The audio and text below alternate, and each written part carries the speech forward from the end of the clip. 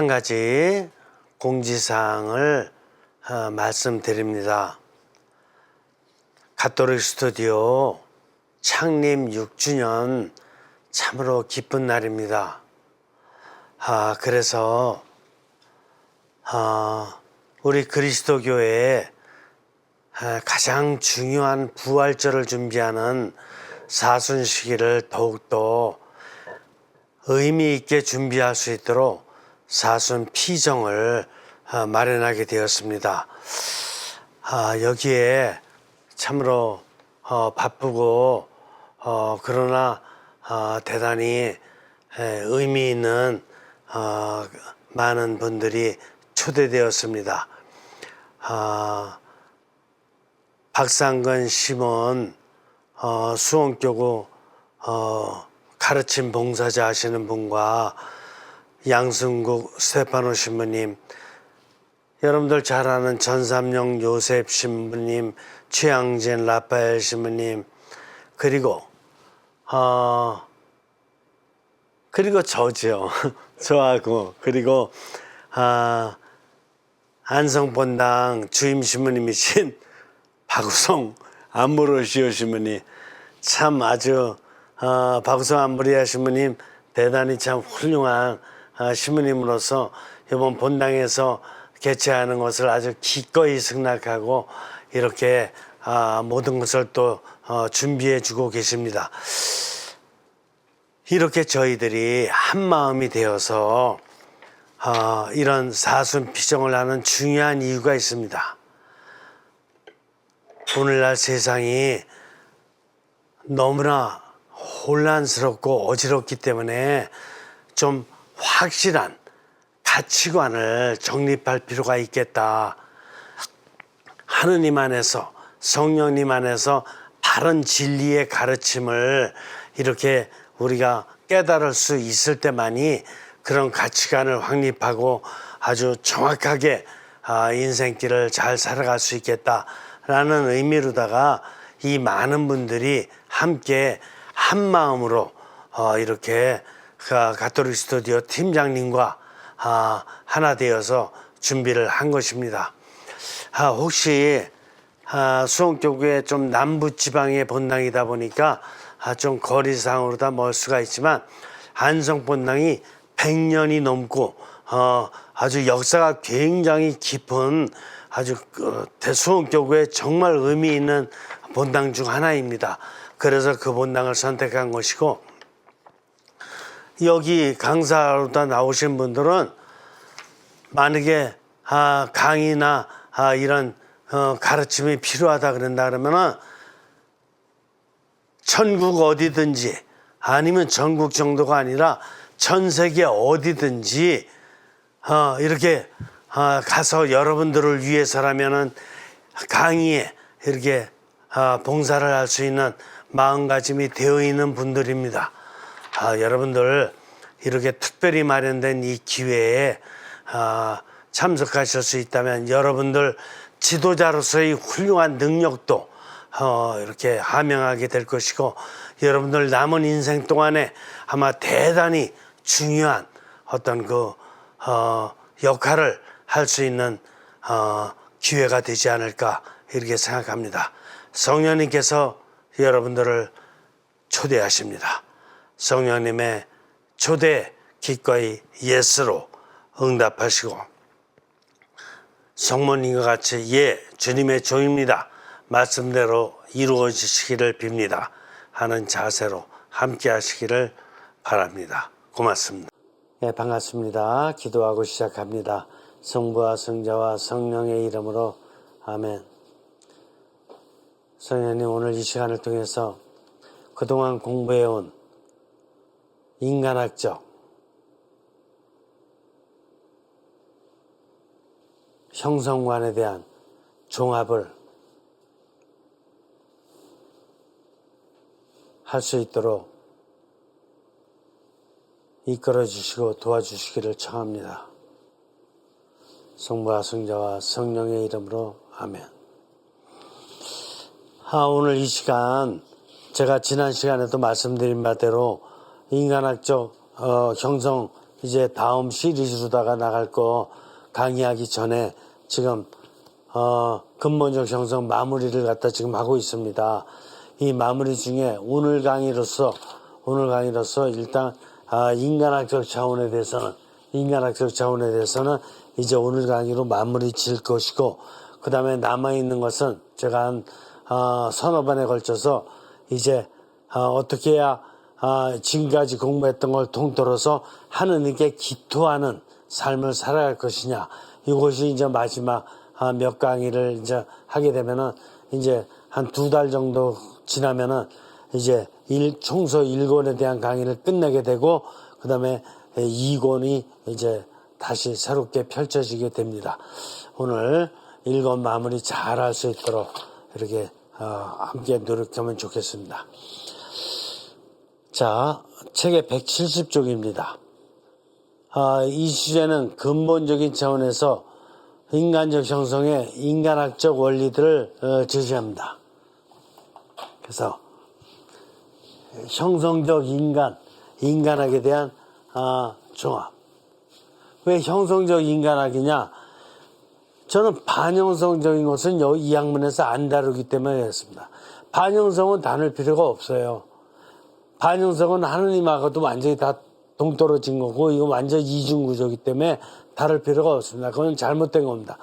그거는 삼중구조를 통해서 이런 형성적 인간학을 해야지만이 가장 깊은 차원에서 하느님까지 가서 닿는 것입니다. 첫 번째, 인간 형성의 인간학은 하느님이 삼중구조의 현현을 통해서 자신을 드러냄을 설명합니다. 이게 뭐야? 형성적 인간학은 하느님의 삼중구조의 현현을 통해서 드러난다. 하느님 삼중구조의 현현 통해서 드러난다. 형성적 인간학이란 바로 육신, 정신, 영의 삼중구조의 인간학입니다. 삼중구조의 인간 이야기이지만이 하느님 삼중구조의 현현을 볼 수 있어요. 하느님 삼중구조라는 건 뭐냐 하면은 하느님의 우주적 현현, 하느님의 인간적 현현, 하느님의 초인간적 현현. 이거를 하느님이 이 세상에 드러내고 계시는 삼중구조의 현현이다, 이렇게 볼 수 있는데, 우주적 현현이란 뭐냐 하면은 우주 만물 안에 하느님의 힘이 담겨 있음을 뜻하는 것이에요. 우주 만물 안에 어떻게 하느님이 힘이 담겨 있느냐? 세상 만물을 창조하신 모든 그 재료들이 바로 이제 우주 내 만물을 형성하는 것인데, 그래서 하느님의 힘이 안 계셨다면은 이 우주 만물이 있을 수가 없는 것이에요. 그렇기 때문에 아주 근원부터 하느님의 힘이 그 씨앗에 담겨 있어요. 우주 만물의 씨앗에. 바로 그거를 갖다가 우주 만물 안에서 하느님의 힘을 찾아내는 것이 바로 이렇게 인간이 할 수 있는 하나의 방법이고, 또 인간적 그 안에 드러난다는 것은 하느님이 인간의 육신 안에서도 드러나고 정신 안에서도 드러나고 영 안에서 드러난다, 이게. 육신을 통해서 어떻게 드러나느냐? 이게 어린 시절이라든가 청소년 시절까지의 육신을 통해서는 육신과 정신만 많이 움직이기 때문에 하느님의 힘이 좀 안 드러나는 것 같지만은, 인간이 성인이 되고 나서 이제 영이 하느님과 소통한 이후로다가는 하느님의 힘이 영을 통해서 정신과 육신에 계속해서 이렇게 영화시키기 때문에, 이 영화된 육신을 통해서 우리는 하느님의 힘을 볼 수 있다. 영화된 눈, 영화된 입, 또 영화된 손, 영화된 몸을 통해서 하느님의 힘을 볼 수가 있고, 정신적으로는 더 정확히 알 수가 있어요. 그래서 모든 6대 종교의 어떤 신학적 원리라든가 어떤 영성적 성찰이라든가 이런 걸 통해서 놓고 보면은 하느님의 힘이 인간을 통해서 많이 다 드러나고 있고, 또 초인간적 천연이란 뭐냐? 초인간적 천연이란 인간 나름다다가의 관상을 통해서 하느님과 갈망과 영감을 주고받는 가운데 하느님의 어떤 초인간적 어떤 본질을 깨닫게 될 수 있다. 제가 이렇게 설명하니까 좀 어렵죠. 어려운데 이미 공부를 다 했어요. 제가 그동안에 한 70여 강의를 갖다 하는 가운데에서 이 강의가 하나하나가 다 정밀하게 연결되어 있고, 이 강의를 들으면은 하느님이 우주적 전연보다 어떻게 드러나고 있는지를 잘 설명했고, 인간적 전연도 설명했고, 초인간적 전연도 이미 설명을 다 했어요. 그러니까 제 강의는 한 번 듣고 끝나는 게 아니라 계속해서 반복해서 들어야지만이 그 깊은 의미를 깨달을 수 있어요. 저도 미국에서 공부할 적에 이걸 깨닫기 위해서 시간만 나면 반감신문이 강의 시간에 가서 5번이든 6번이든 시간 나는 데까지 계속 들으면서 깨달으려고 많이 노력했고, 그때 저는 사실 영어로 다 들어야 되는 입장이었기 때문에 쉽겠어요, 어렵겠어요? 어려운 거죠. 제가 영어가 그 당시에 짧았으니까. 그래도 계속 들으니까 3번, 4번, 5번 계속 들으니까 그게 확실히 와서 닿더라고요. 그러니까 여러분들도 제 강의는 한국말로 했기 때문에 그렇게 어렵다고 볼 수는 없어요. 계속해서 여러분들도 2번, 3번이라도 좀 1강의부터 체계적으로 계속 듣게 되면 여러분들이 깊은 내공이 분명히 쌓일 것이다. 하느님이 우주 내에 어떻게 당신의 힘을 드러내시는지, 인간을 통해서는 어떻게 드러내시는지, 초인간적인 관상을 통해서는 어떻게 드러내시는지 정확하게 여러분들이 깨달을 수 있다. 이렇게 보는 것입니다. 그 다음에 두 번째, 독특하게 특수한 출발점은 인간 형성이 초월적 형성과 연관되어 있다는 초월적 형성 가능성과 초월적 형태 잠재력입니다. 이거 굉장히 중요한 건데, 초월적 형성. 인간의 출발점이 초월적 형성과 연결되어 있다. 초월적 형성 가능성과 잠재력.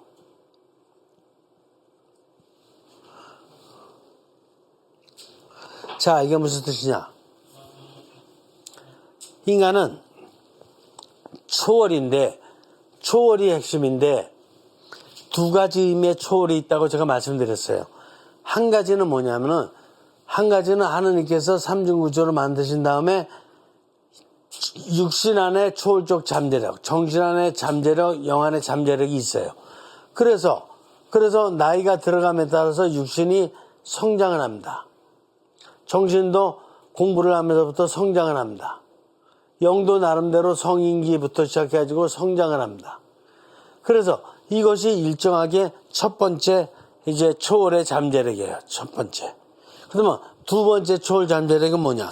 성인이 된 다음에 영이 성령님과 이제 소통을 하게 되면 성령님으로부터 계속해서 영감의 힘을 받는 만큼 정신을 더 영화시키고 육신을 더 영화시키면서 더 초월됩니다. 이것이 두 번째. 그래서 첫 번째 성장 방법이 있고, 그 다음에 두 번째 초월하는 초월 성장 방법이 있다라는 걸 갖다 제가 말씀드렸고, 이 잠재력이라는 건 뭐냐면은, 이거는 형태 잠재력을 얘기해요. 형태 잠재력이라는 건 뭐냐? 육신이라는 형태 안에 이미 두 번에 초월할 수 있는 잠재력이 있다. 정신이라는 형태 안에 또 이게 1번과 2번의 성장을 할 수 있는 잠재력이 있다. 영도 마찬가지다. 이해가 되죠? 그래서 이 육신, 정신, 영은 자신의 육신, 정신, 영을 두 번의 초월 가능성이 있다는 것을 깨달아야 돼요.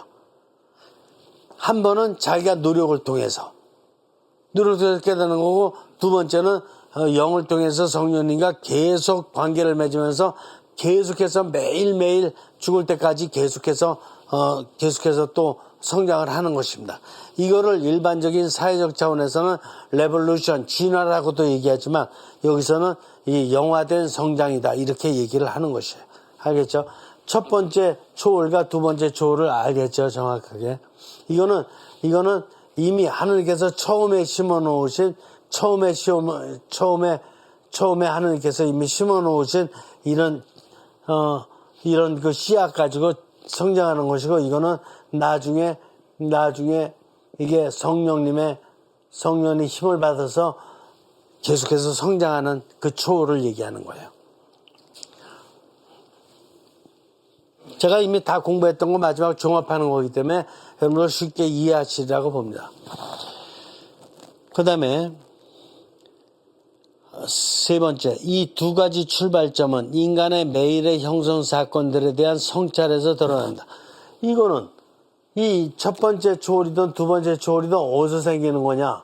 이거는 매일의 형성 사건에서. 눈만 뜨면 매일의 사건 아닙니까? 눈 뜨는 게 사건이 아니에요. 사건이라니까. 제가 맹인들 살고 있는 공동체에 가본 적이 있는데 정말 눈 한 번 뜨기를 바라는 그 심정을 정말 정말 이해조차 할 수 없어요.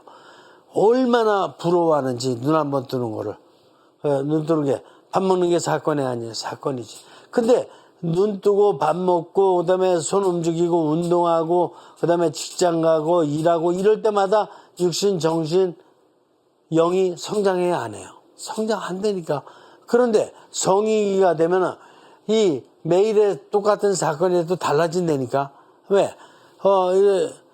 직장을 나가도 어떻게 되는 거예요? 직장을 나가도 처음에는 그냥 가서 육신, 정신으로다가 일을 하면서 초월됐지만 이제 성인이가 되면 성령님께 오늘 근무를 갖다가 어떻게 해야 됩니까? 물어보니까 성령님께서 가르쳐 주십니다. 나와 합치된 마음으로. 또 사무실 분위기가 좀 더 융화될 수 있게. 또 직원들에 대해서 좀 더 연민을 가지고 또 이런 소임에 대해서 확고함을 가지고 부드럽게 이런 식으로다가 자꾸 영적인 깨우침을 주십니다. 이 깨우침을 가지고 일을 하니까 이런 영적인 깨우침을 받을 때마다 정신이 변화되겠어요? 안 변화되겠어요? 변화되지. 육신도 변화되고. 이게 두 번째 어떤 변화가 오는 거라 이겁니다. 그래서 이런 매일의 삶 통해서 바로 이런 첫 번째 성장, 두 번째 성장이 오는 거다 이겁니다. 그 다음에 네 번째, 인간은 참된 형성을 위해 조용하게 하느님의 현현들에 대해서 존중하는 태도로 주의를 기울이는 성찰을 합니다. 이거는 매일의 사건 통해서. 그 다음에 이거는 주의 깊은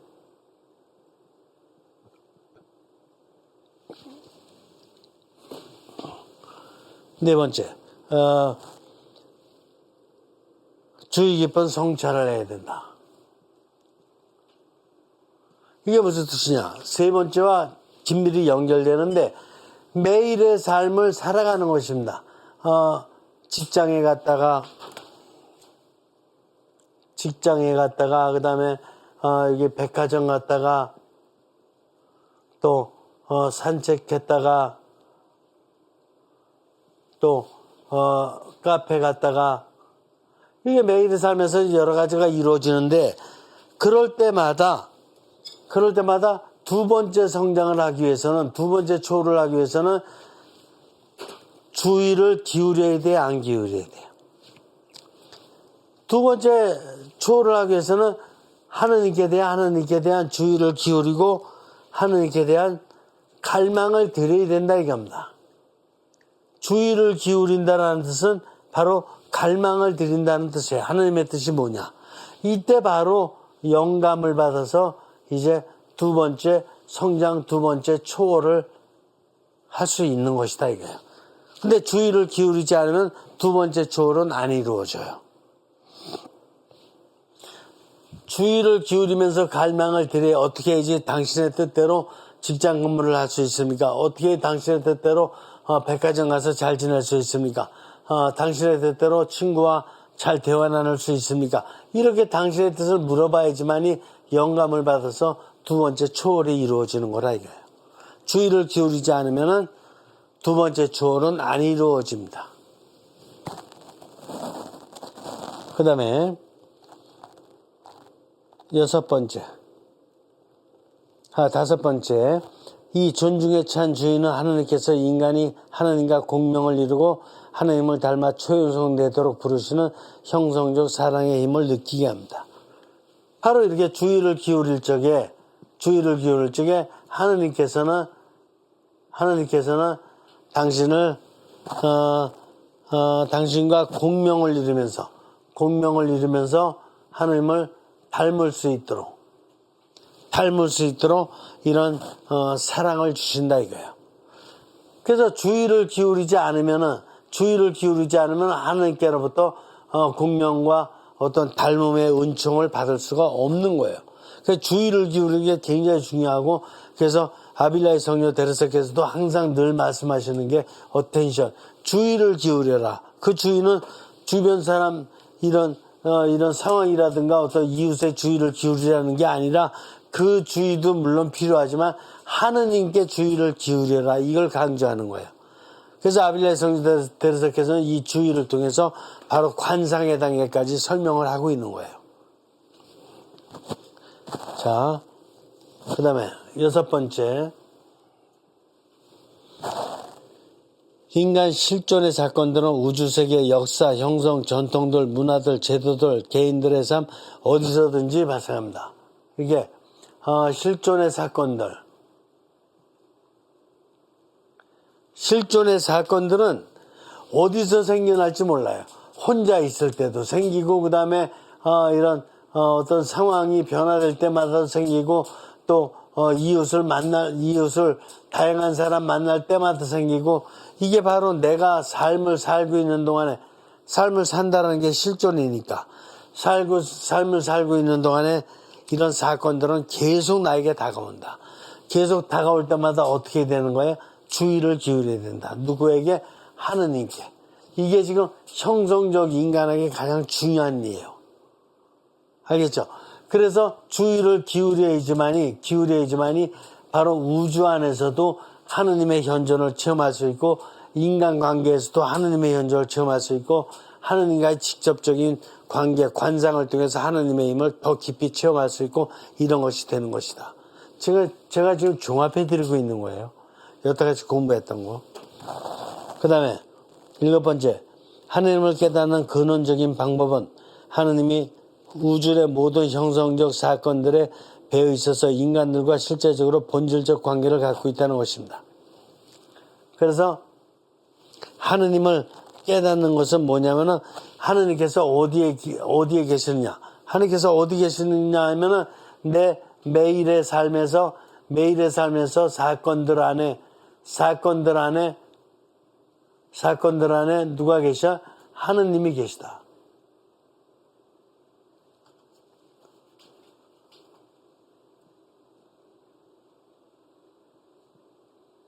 하느님이 현존하신다.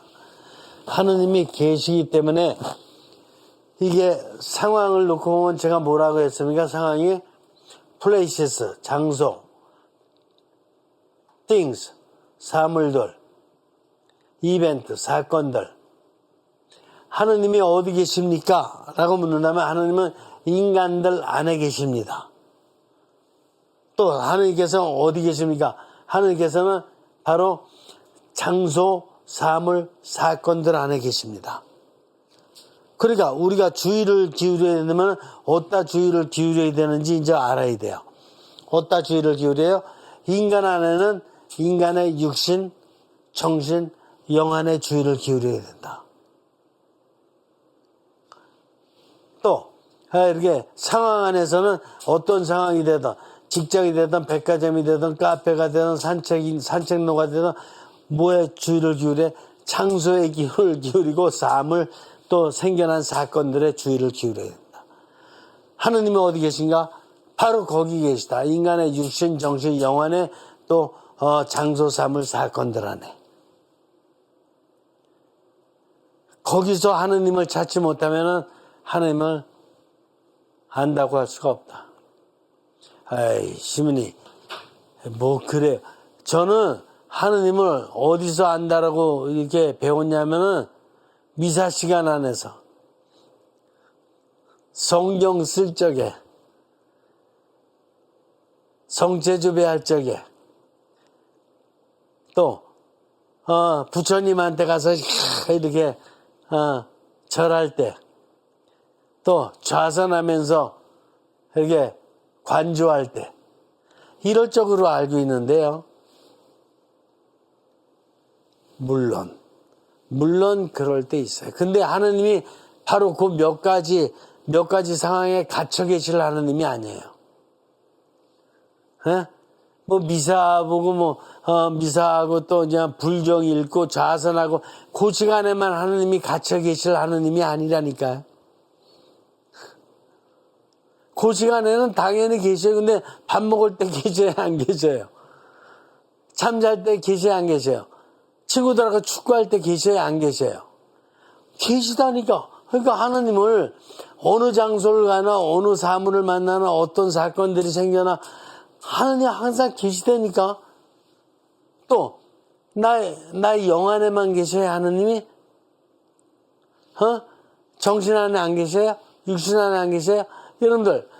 여러분들 육신 안에 부모님 계셔요, 안 계셔요? 계시지. 부모님이 낳아서 이렇게 기저귀 갈아주고 키워주고 그래서 저게 부모님의 손때가 여러분들 몸 안에 물씬 묻어 있어요. 또 여러분들 정신 안에 부모님이 얼마나 여러분들 정신 잘 키워주려고 뭐 아빠 엄마부터 시작해가지고 얼마나 많은 걸 가르쳐주고 또 뭐 노래도 아리랑 노래도 가르쳐주고 정신 안에도 배어 있다니까 부모님이. 근데 여러분들 태어나게 해주시고 그 많은 부모님과 보호자들과 선생님과 그 많은 사람들을 다 인도해 주신 분이 누군데? 하느님 아니에요.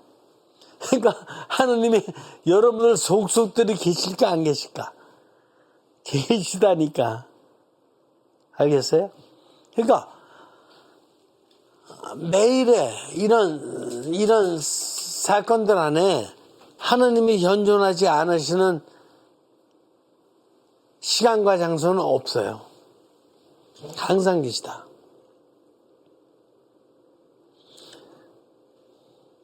그래서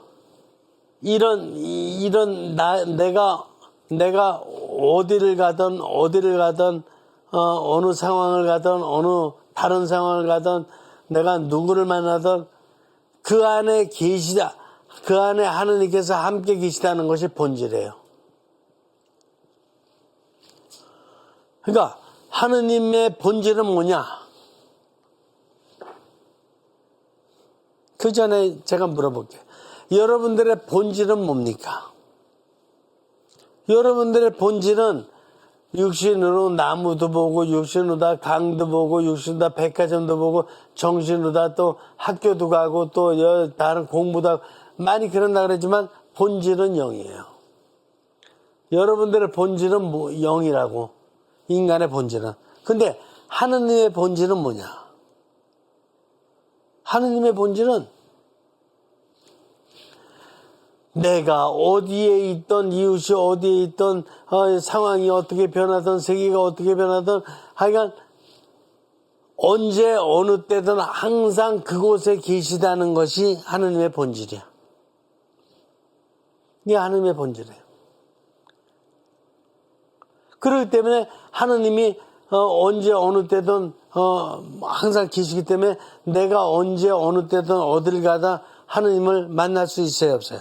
만날 수 있는데 하느님을 깨달을 수 있는 방법이 영이기 때문에 영을 내가 사용만 하기만 하면 언제 어느 때든 하느님을 볼 수가 있다. 하느님을 깨달을 수 있다.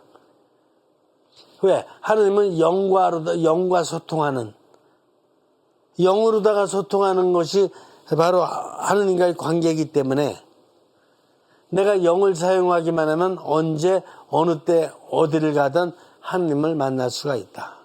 이게 굉장히 중요한 거예요.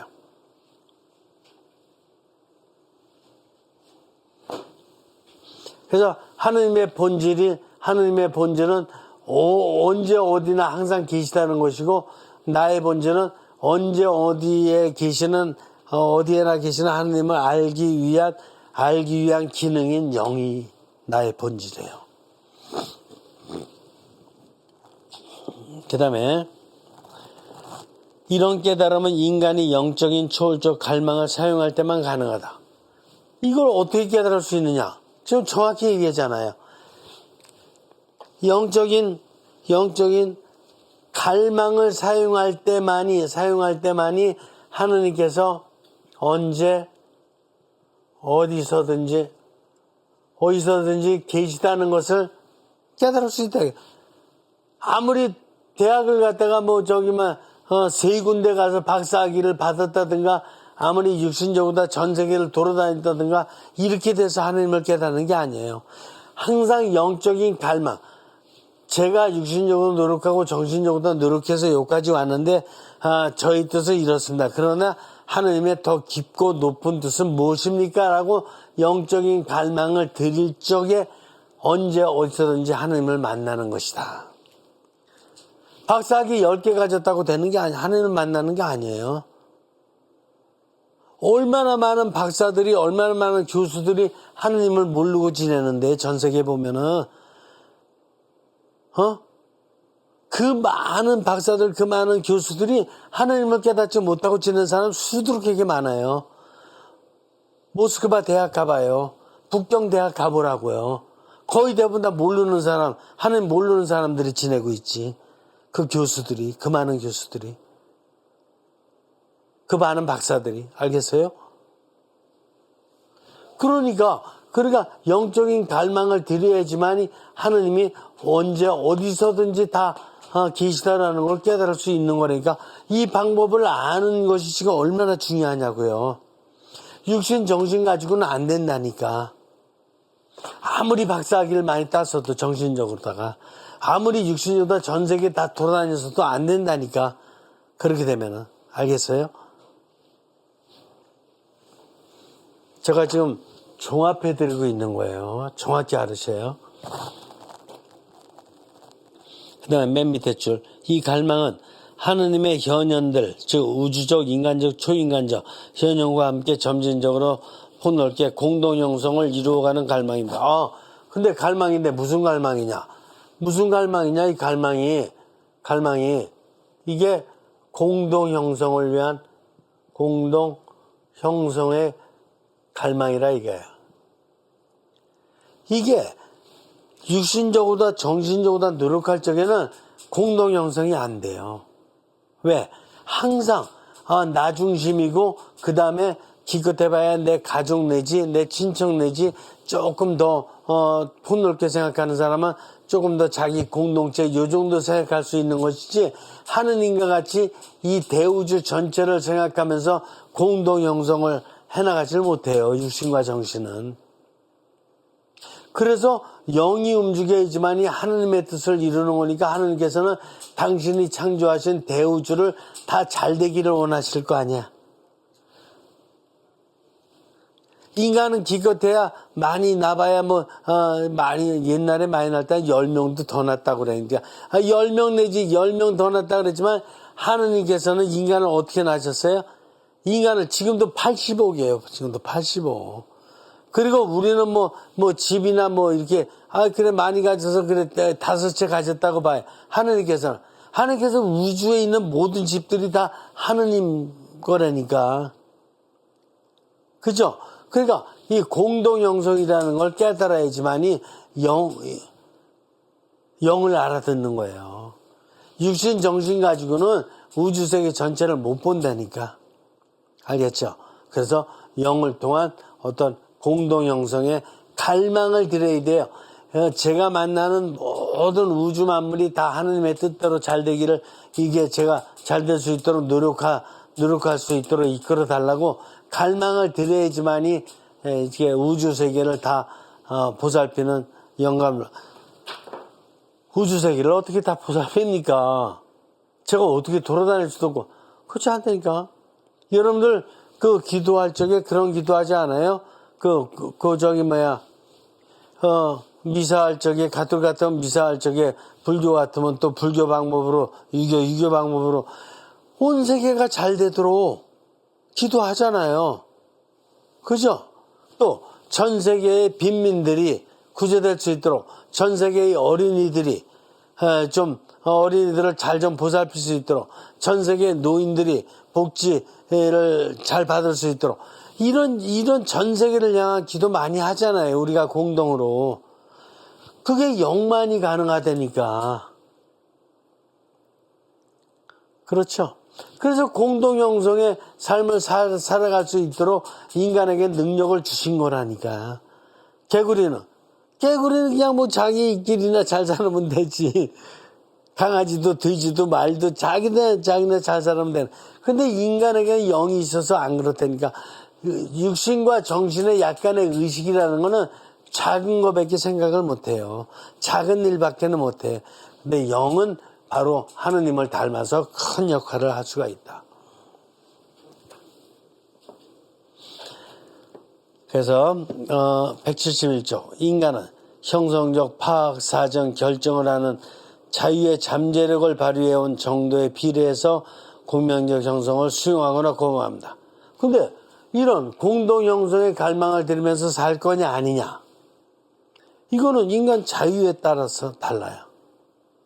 아이, 시민이 있잖아요. 난 지금 내 가족 이끌어가기도 바쁘고 힘들어요.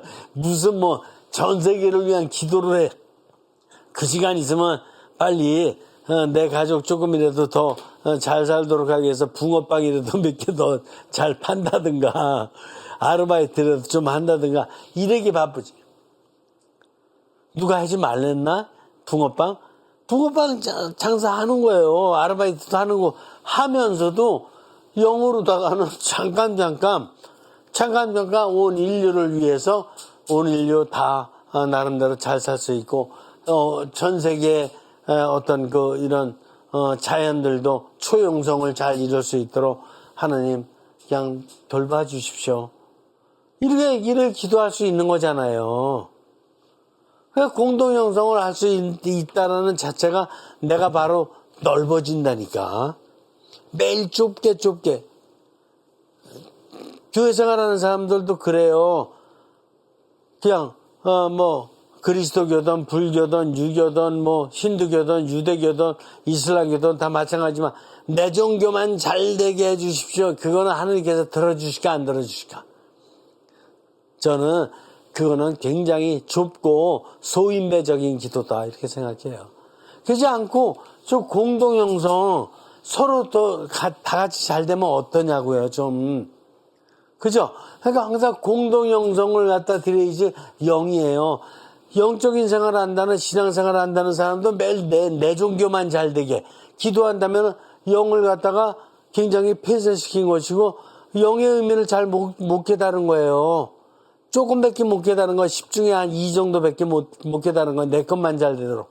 아니, 다 잘 돼야지. 유교도 잘 되고, 불교도 잘 되고, 사이비 종교는 아니지, 그래도. 사이비 종교는 사람들을 잘못 인도하니까 사이비 종교는 안 돼요.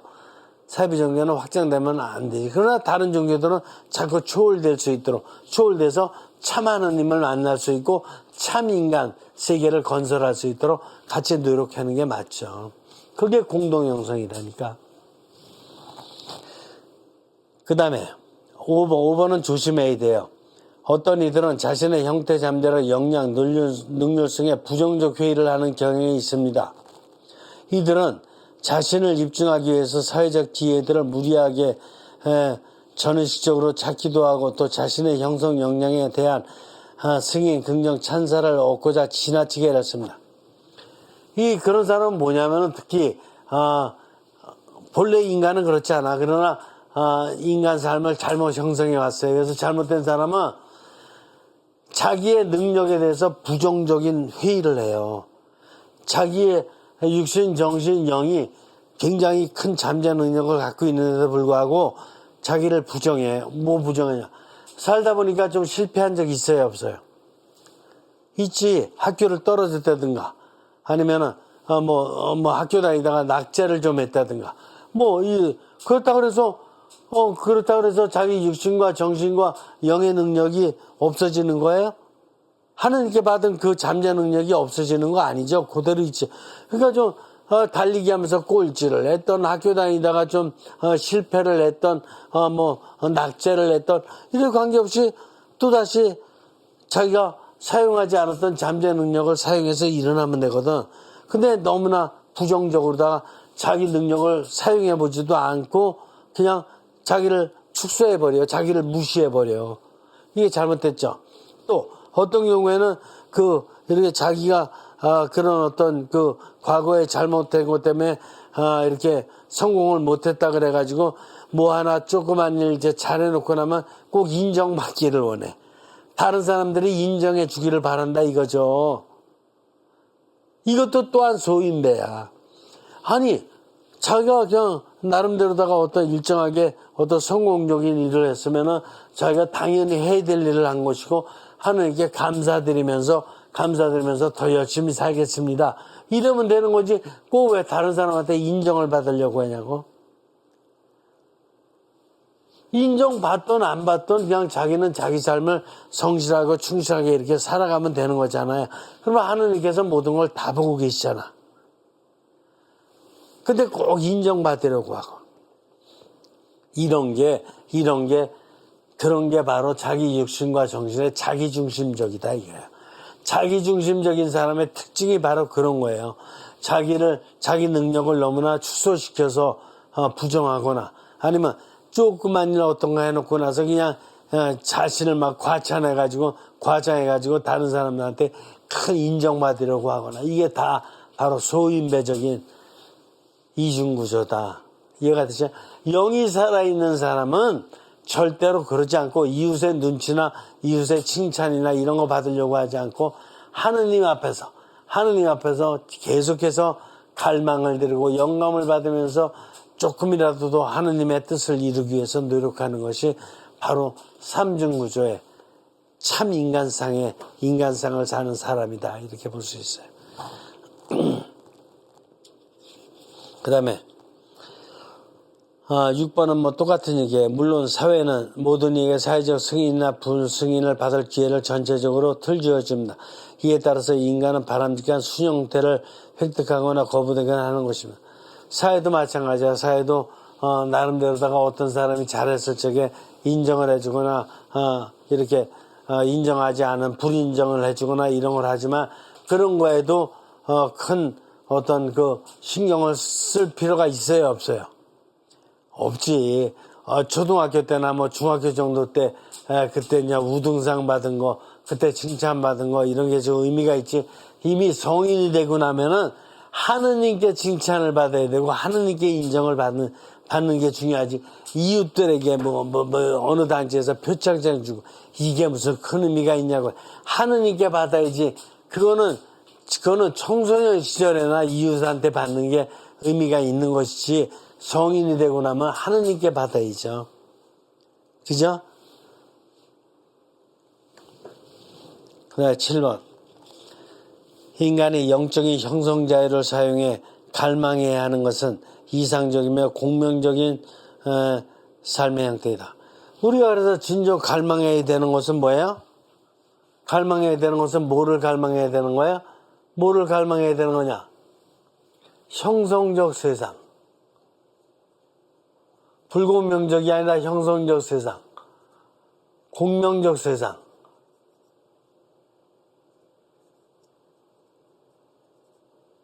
이거를 갈망해야 된다 이게. 그게 바로 공동형성이잖아요. 형성적 세상, 반형성적 세상이 아니라 전쟁이나 하고 무기나 팔아먹고 이런 데 초점을 두는 게 아니라 형성적, 어떻게 해서라도 가난한 나라 좀 더 잘 살 수 있고, 어떻게 해서라도 가난한 사람 조금 더 일어날 수 있고, 어떻게 해서라도 공부 못하는 사람 조금 더 이렇게 일어날 수 있게 해주고, 어떻게 해서라도 빈자들 좀 더 도와줘. 이런 공명적 세상이 되도록 하는 게 바로 갈망의 요소라 이거야. 8번. 그리고 정신적 공격적 사회들에서의 경우에도 영적 형성적 자유는 자신의 형태 잠재력의 수용적인 차원에서의 성장을 함축합니다. 즉 영성적 형성이란 정신중심적 사회에서도 자신이 지는 형태 수용적 잠재력을 영적으로 개방해 나가는 것입니다. 이게 무슨 뜻이냐? 지금 오늘날의 사회는 무슨 사회예요? 정신중심의 사회죠. 이걸 역할 중심의 사회라 그래. 중심의 사회이기 때문에 경쟁사회, 비교사회라고 하는 거예요. 경쟁사회, 비교사회, 이기적인 사회, 이거는 바로 다 정신중심적 사회예요. 아무리 정신중심적 사회에서 지금 우리가 살고 있다 하더라도 영에 대한 개방은 그치지 말아야 된다. 영을 잊어버리지만 않는다면은 정신중심적 사회에 살고 있어도 절대로 소외를 느끼거나 절대로다가 어떤 고통을 느끼거나 그러지 않는다. 내가 좀 이렇게 실패했더라도, 내가 좀 다른 사람들과의 경쟁에서 좀 뒤떨어졌더라도 영이 개방된 사람은, 영으로 개방된 사람은 하느님을 대면하고 있기 때문에 이 세계에서 가장 좋은 것이 하느님 아니에요? 하느님과 대면하고 있기 때문에 조금 더 자기를 이렇게 낮게 보지 않고 자기를 열등의식으로 보지 않고 끝까지 자기의 존엄성과 신성성을 본인이 인정하면서 이렇게 명랑하고 행복하게 살아갈 수 있다. 그래서 정신의 유혹에 절대로 떨어지지 말고 영적으로다가 하느님과의 관계에서 우리가 참 행복의 삶을 살아가야 된다. 9번 다시 말해서 비록 우리 사회의 주도적 세력인 생산적 상징들이 인간의 수용적 잠재력을 부인한다고 하더라도 영성적 용기를 자극하고 수용성을 발휘하면서 영적인 초월성을 향해 나가도록 돕는 것입니다. 그래서 형성적 인간학은 지금 경쟁주의 사회, 정신중심적 사회에 있지만은 이게 다가 아니니까 조금 더 어떤 그 정신적인 성취, 정신적인 어떤 나름대로다가 비교, 이게 서로 간의 관계에 있어서도 빈부의 차이라든가 여러 가지 비교가 많이 되지 않습니까?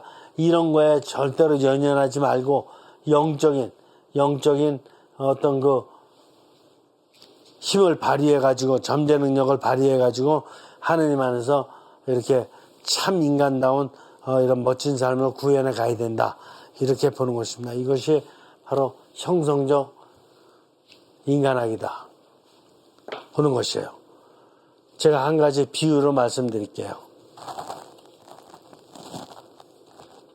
제가 공부하러 미국 갔을 적에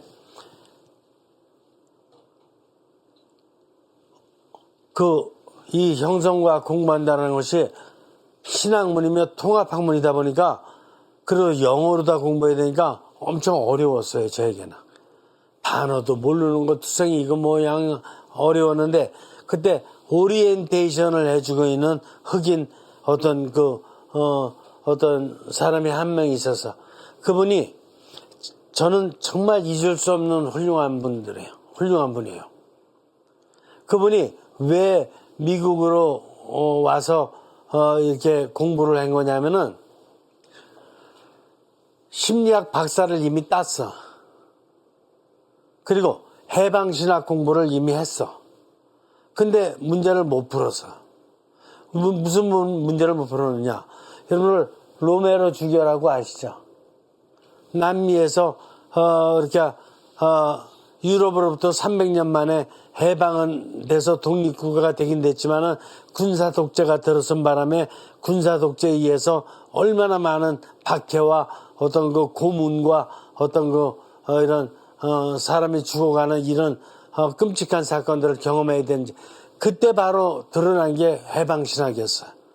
이분은 이 상황을 어떻게 해야지 헤쳐나갈 수 있을까 하기 위해서 미국으로 건너와서 공부를 했는데 심리학도 공부했고 해방신학도 공부했고 다 공부했는데 문제를 못 풀겠어서 그래서 형성과학이 들어와가지고 이제 공부를 다시 시작해서 공부를 해가지고 뭐 한 거냐. 박사학위 공부를 다 끝냈고 논문까지 다 써냈어요. 그러면 박사학위 논문을 제출해가지고 인정받고 그냥 자기 나라 돌아가면 되잖아. 근데 안 돌아가는 거야. 왜 안 돌아가는 거냐 하면은 지금 나라 사정이 로메로 주교님까지도 지금 막 이렇게 미사들이다가 총살 맞을 정도로다가 그런 비참한 사건인데 내가 지금 가서 이 상황을 어떻게 변화시켜야 될 것이냐. 이게 암담하다 이게. 근데 원리적으로다가는 이제 깨달았다 그랬어요. 형성과학적으로. 어떻게 내가 하느님을 닮아서 하느님의 성향대로 합치, 인정, 개방성, 조달, 융화, 순명, 단순화, 연민, 외경, 삼일함, 영역, 학관부동 이걸 어떻게 내가 펼쳐나갈지에 대해서는 내가 다 깨달았고 이론적인 정리도 다 했는데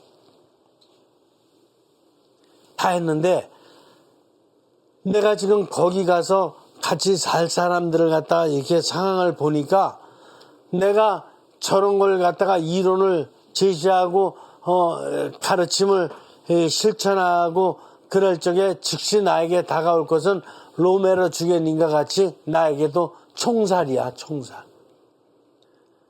내가 근데 어떻게 가서 그걸 갖다가 펼칠 수가 있겠느냐. 그래서 나는 아직까지 이런 걸 갖다가 배운 원리를 갖다 실천하기에는 뭔가 내가 육화되지가 않았다. 예수님은 나보다 지금 나이가 어리셨지만은 33살 때 바로 이런 하느님의 성향인 이 성향을 실천할 수 있을 정도의 육화가 영적인 힘의 육화가 육신 안에 돼 있었기 때문에 당신은 십자가 영을 받을 것을 결심하고 겟세마네 동산에서 기도하고 그리고 십자가 영을 받으셨는데 나는 예수님께서 지니셨던 저 영적인 힘을 분명히 내가 깨닫긴 깨달았는데 내가 이걸 갖다 내 몸 안에 완전히 육화시키지를 아직 못했기 때문에 내가 가서 이걸 실천할 수 있겠느냐 이게 의문이다 이거지. 그래서 지금 박사 논문을 제출하지 못하고 계속해서 전 세계에서 처음 공부하려고 왔던 사람들을 계속해서 세미나를 오리엔테이션으로 해주고 있었던 거예요. 근데 그분 강의가 얼마나 강의를 잘하는지 내가 정말 내가 처음 대화 나눠보고 그 오랫동안 대화 나눠본 사람 중에 흑인은 처음이자 마지막이었어요. 근데 얼마나 감사한지 그분에게. 그래서 그분이 어느 날 근데 이제 박사학위 논문 제출하고 떠나겠다 그럴 적에 제가 정말 너무 고마워서 식사 한번 사주겠다. 그래서 가서 식사 한번 사주면서 둘이 대화를 갖다 나눌 적에 바로 이 얘기를 해준 거예요. 그분이 나한테. 그래서 이 얘기를 듣고 얼마나 감사한지 제가 그런 얘기를 했어요. 내가 이 형성과학을 내가 가서 이제 찬찬히 한국으로 다 돌아가게 되면 나도 이제 이 형성과학 배웠던 걸 열심히 더 공부하고 내 몸에 체득시키고 해가지고 이걸 갖다가 내가 이제 사회에 펼칠 수 있도록 하겠는데 내가 당신의 모범을 잊지를 못하겠다. 형성과학이라는 공부는 알고 끝나는 게 아니라 꼭 이걸 갖다가 내 몸 안에 체득시켜서 이걸 실천하는 데 뜻이 있다는 걸 당신을 통해 정확히 내가 깨달았노라. 그러고 나서 식사를 사주고 그분과 헤어졌는데 지금 남미로 돌아가서 살았는지 안 살았는지는 아직 모르겠어요. 헤어진 이후로 다 이제 끝났는데 저렇게 훌륭한 흑인분을 봤던 것은 제 기억에서 안 잊어버린 거야. 그래서 저도 한국에 돌아와서 30년 동안 책을 40권 내는 동안에 이렇게 드러내게 어떤 강의하거나 이래본 적이 없고, 내가 40년 동안 책을 갖다 이렇게 번역 내지는 아니면은 강의 내지는 간단하게 이렇게 이걸 갖다가 하는 가운데 그 몸에 체득시키는 삼중구조를 내 몸 안에 하느님의 성향을 삼중구조 안에 체득시키는 이것만 30년을 해오다가 지금 가톨릭 스튜디오 만나서 강의를 하는 중이에요. 그래서 여러분들에게 왜 이 말씀 드리냐? 여러분들 지금 이 공부는 다른 학문들하고는 달라요. 그래서 이 세상에 나와 있는 모든 학문을 통합적으로 다 종합하고 정리해서 하느님 안에서 모든 걸 다 해석해낼 수 있는 이 아주 특이한 학문이지만, 이 학문을 깨닫는 데 그치지 말고 여러분들 1강의부터 차근차근 다시 한번 점검해 보면서 이해되는 만큼 이제 실천까지 해왔느냐, 이걸 점검해 보면서 이제 1강의를 마무리하는 한 2달 정도 남았으니까 그동안에 실천까지 잘하고 있는지 생각해 보면서 마무리했으면 좋겠고, 그 다음에 다음 2강이 들어갈 적에는 본격적으로 인간에 대해서 내가 누군지 굉장히 깊이 있게 또 한번 들어갈 수 있는 기회가 지금 올 테니까 여러분들 기대하면서, 여러분들 또 나름대로 마음 준비도 해가면서 이렇게 2강의에 대한 준비를 했으면 좋겠다. 그래서 1강의 했던 걸 갖다가 얼마나 실천하고 있는지 여러분들도 점검 다시 한번 하고 1강의부터 쭉 한번 다시 한번 정리하는 시간 하고, 그 다음에 2강의를 맞이했으면 좋겠다. 2권을 맞이했으면 좋겠다. 이렇게 생각을 합니다. 이해가 되십니까? 그래야 여러분들이 원했던 또 하느님이 원하셨던 그 삶을, 일생을 펼쳐나갈 수 있을 것입니다. 마무리 기도하죠. 성부와 성자와 성령의 이름으로 아멘. 성령님, 지금까지 한 70여 강의 여건의 강의를 체계적으로 일관성 있게 강의할 수 있도록 도와주셨음에 깊이 감사드립니다. 이제 나머지 마지막 남은 한 서너 강의, 이걸 갖다가 잘 마무리 질 수 있도록 끝까지 이렇게 영감 주시고 도와주시기를 바라고, 이렇게 가톨릭 스튜디오 애청자들이 정말 전 세계에서 몇 명 안 되는 형성과학자로서 어떤 자부심을 가지고 끝까지 더 열심히 공부해 나갈 수 있도록 이끌어 주시기를 청합니다. 고맙습니다. 성령님, 성부와 성자와 성령의 이름으로 아멘. 수고하셨습니다.